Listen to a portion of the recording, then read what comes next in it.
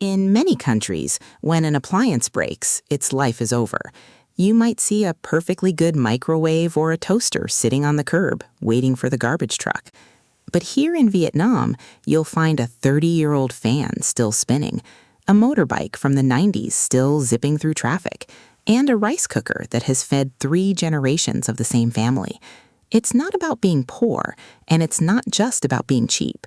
It's a completely different philosophy about the objects we own. It's a belief that nothing is ever truly broken. It's just waiting for a little bit of ingenuity. Walk down any street in Vietnam and just listen.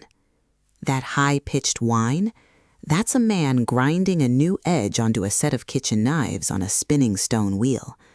That rhythmic tap, tap, tap, that's a cobbler on the corner, replacing the sole of a leather shoe with practiced, patient hands.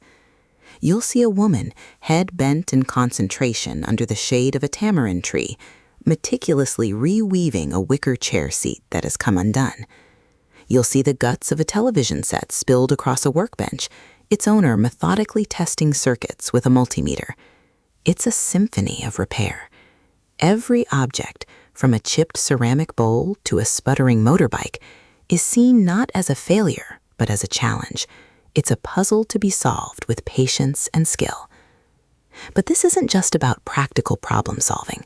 It's a mindset, a kind of muscle memory passed down through generations, born from a history where throwing something away simply wasn't an option. To understand why nothing is disposable, you have to understand a time when nothing was available. During the post-war Bao Cup or subsidy period, from the mid-70s to the late 80s, everything was scarce and strictly rationed. A single bicycle wasn't a piece of sporting equipment. It was a family's most valuable asset, a vehicle for work, transport, and a legacy to be passed down. If a part broke, you didn't buy a new bike. You learned to fix it, or you found the one person in the neighborhood who could. An old shirt wasn't thrown out, it was patched.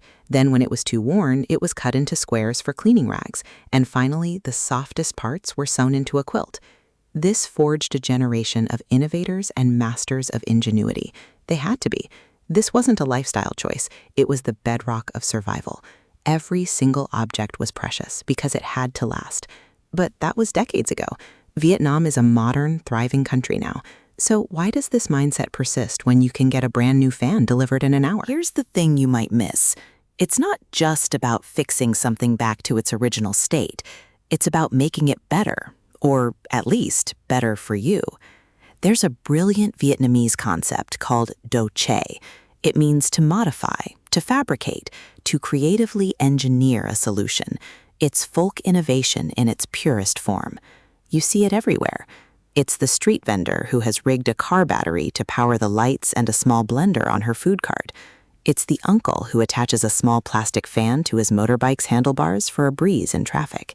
It's taking a simple object and, through cleverness, elevating its function to fit a specific need.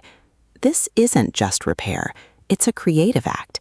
It's a statement of self-reliance and pride. The object is no longer a mass-produced item. It has been transformed, adapted. It becomes uniquely, unmistakably yours. So when you see someone tinkering, you're not just seeing thriftiness. You're seeing a fundamental reframing of what value even means. In a typical consumer culture, the relationship with an object is based on ownership. It's new, it works, and its value is tied to its function. When it breaks, that value is gone. You throw it away and get another. But in Vietnam, the relationship is closer to guardianship. You are the custodian of the object. You learn its personality, its quirks, its weaknesses. You invest your time, your skill, and your patience into its well-being. The object stops being just a thing and starts accumulating a history. It carries the marks of your effort, becoming a part of the family's story. That little crack in the ceramic teapot, that happened on the trip to Dalat in 2005. That old cassette player that you have to tap just right to get it to work, only you know its secret. The value isn't just in the function, it's in the continuity, it's in the story. It's a living history you hold in your hands. But what does this look like for one person, with one object? Let me tell you about my Uncle Min and his 40-year-old clock. My Uncle Min has this beautiful dark wood pendulum clock. It was a wedding gift from his father back in the early 80s. About 10 years ago, it just stopped. The silence in the house was strange.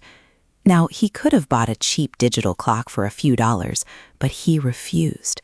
For almost a month, every single evening after dinner, he'd sit at the kitchen table under a single bare bulb. He'd lay out a white cloth and empty the clock's guts onto it, a constellation of tiny, intricate brass gears and springs. He used his reading glasses and a small set of screwdrivers, muttering to himself. He even took a bus across the city to a specialist market to find one minuscule replacement gear. Finally, one night, as we were all watching TV, we heard it, a quiet, steady tick-tock. The sound filled the house again. He wasn't just fixing a clock. He was preserving a memory of his father. He was keeping his own history alive. Uncle Min's story isn't an isolated one. This philosophy is so ingrained, it has created an entire social and economic ecosystem. Walk through any neighborhood, and you'll find a hyper-local network of specialists. There's the auntie who only restuffs old pillows and blankets, making them like new. There's the man on the corner whose entire business is sharpening scissors and knives.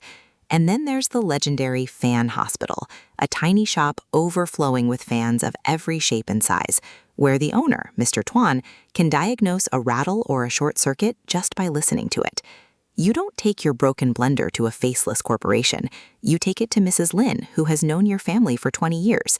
This network is built on community trust, passed down knowledge, and specialized skill. It's a sustainable system, born not from a trend, but from a deep cultural necessity. It offers something a warranty can't, a human connection and the shared joy of bringing something cherished back to life. So, fixing everything isn't about being stuck in the past or not being able to afford something new. It's a quiet, powerful declaration that things, and by extension, relationships, memories, and community, are worth the effort. It's a philosophy of resilience made tangible than before. The next time you see a worn-out object in Vietnam, don't just see it as old. See it as loved. If this story made you see things a little differently, consider subscribing. We have so much more to explore together.